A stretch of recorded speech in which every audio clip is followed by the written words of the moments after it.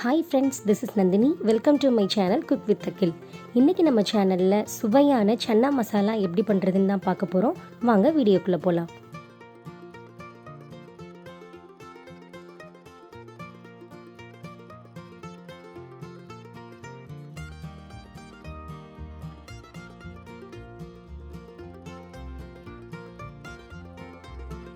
நான் இன்றைக்கி சன்னா மசாலா பண்ணுறதுக்காக 1 கப் வெள்ளை சுண்டலை நைட்டே ஊற வச்சு எடுத்திருக்கேன். இப்போ இதை ஒரு குக்கரில் மாற்றிக்கலாம். மூழ்கிற அளவுக்கு தண்ணி சேர்த்துக்கலாம். இப்போ இதை ஒரு மூடி போட்டு மூடி வச்சுக்கோங்க. இதை 4லேருந்து 5 விசில் வர வரைக்கும் வேக வச்சு எடுத்துக்கலாம். இப்போ 4லேருந்து 5 விசில் வந்துடுச்சு. இப்போ இதை நம்ம வேறு ஒரு பவுலுக்கு மாற்றிக்கலாம். இப்போ அடுப்பில் ஒரு பேன் வச்சுக்கோங்க. கொஞ்சமாக எண்ணெய் சேர்த்துக்கோங்க.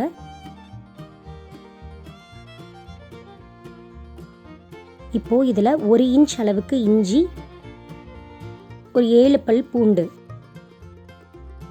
எல்லாத்தையும் சேர்த்துட்டு நம்ம நல்லா வதக்கி விட்டுக்கலாம்.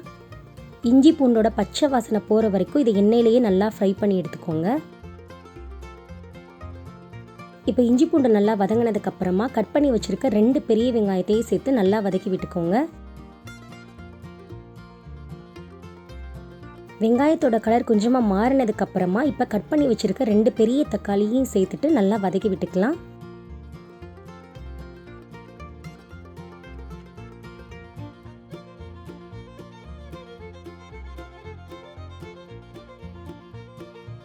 இப்போ இது கூட 2 டீஸ்பூன் அளவுக்கு மிளகாய்த்தூள், 1 டீஸ்பூன் மல்லித்தூள், 1 டீஸ்பூன் சீரகத்தூள், 1 டீஸ்பூன் கரம் மசாலா தூள் எல்லாத்தையும் சேர்த்துட்டு நல்லா மிக்ஸ் பண்ணி விட்டுக்கோங்க. இப்போ ஒரு 2 செகண்ட் இதை நல்லா மிக்ஸ் பண்ணிடுங்க.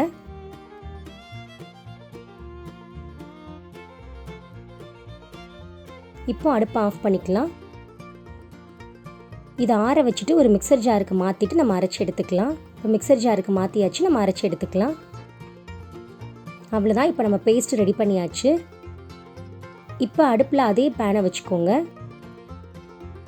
அதில் ஒரு 2 டேபிள் ஸ்பூன் அளவுக்கு எண்ணெய் சேர்த்துக்கோங்க.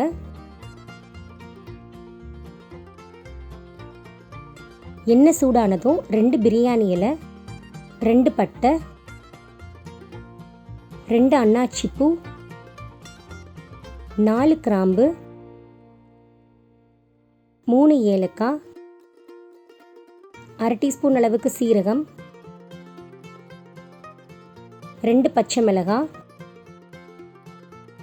எல்லாத்தையும் சேர்த்துட்டு வதக்கிக்கோங்க. இதெல்லாம் வதங்கினதுக்கப்புறமா அரைச்சி வச்சுருக்க விழுதை சேர்த்து நம்ம நல்லா வதக்கி விட்டுக்கலாம். எண்ணெயிலேயே இதை நல்லா வதக்கி விட்டுருங்க.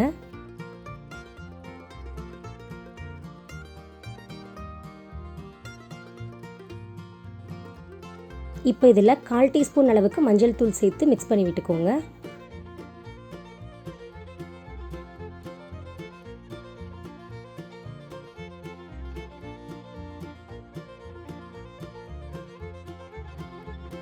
இப்போ நம்ம வேக வச்சு எடுத்துருக்க சன்னாவை இதுக்குள்ளே சேர்த்துடலாம். இப்போ சன்னா வேக வச்ச தண்ணியையும் நம்ம இதிலேயே சேர்த்துடலாம். சேர்த்துட்டு நல்லா மிக்ஸ் பண்ணி விட்டுக்கோங்க.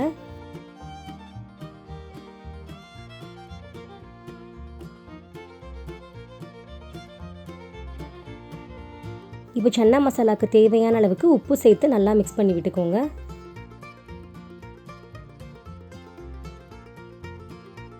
இப்போ இதுக்கு புளிப்பு சுவை கொடுக்கறதுக்காக ஒரு 1/2 எலுமிச்சம்பழ சாறை நான் புழிஞ்சு விட்டுக்கிறேன். இப்போ உங்ககிட்ட ஆம்ச்சூர் பவுடர் இருந்துச்சுன்னா நீங்கள் 1/2 டீஸ்பூன் அளவுக்கு சேர்த்துக்கோங்க.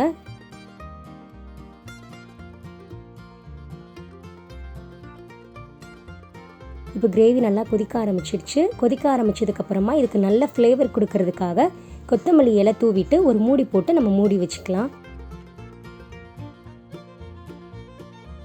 இதை ஒரு 15 நிமிஷம் மீடியம் ஃப்ளேம்லேயே வச்சு எடுத்துக்கலாம்.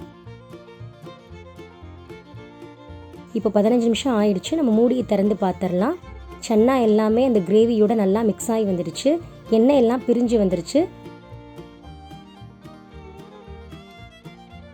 அவ்வளோதான், அடுப்பு ஆஃப் பண்ணிக்கோங்க. நம்மளோட சுவையான சன்னா மசாலா சூப்பராக ரெடி ஆயிடுச்சு. இது சப்பாத்தி பூரி கூட சேர்த்து சாப்பிட்றதுக்கு ரொம்பவே டேஸ்ட்டாக இருக்கும். கடையில் வாங்குறத விட நம்ம வீட்டிலேயே செய்யும்போது இன்னும் கூடுதல் சுவையாக இருக்கும். இதை கண்டிப்பாக ட்ரை பண்ணி பாருங்கள். ட்ரை பண்ணி பார்த்துட்டு எப்படி இருந்துச்சுன்னு எனக்கு மறக்காமல் கமெண்ட்டில் சொல்லுங்கள். உங்களுக்கு இந்த வீடியோ பிடிச்சிருந்தா லைக் பண்ணுங்கள், ஷேர் பண்ணுங்கள். மறக்காமல் சப்ஸ்கிரைப் பண்ணி பக்கத்தில் இருக்க பெல் ஐகானை கிளிக் பண்ணிக்கோங்க. Bye friends.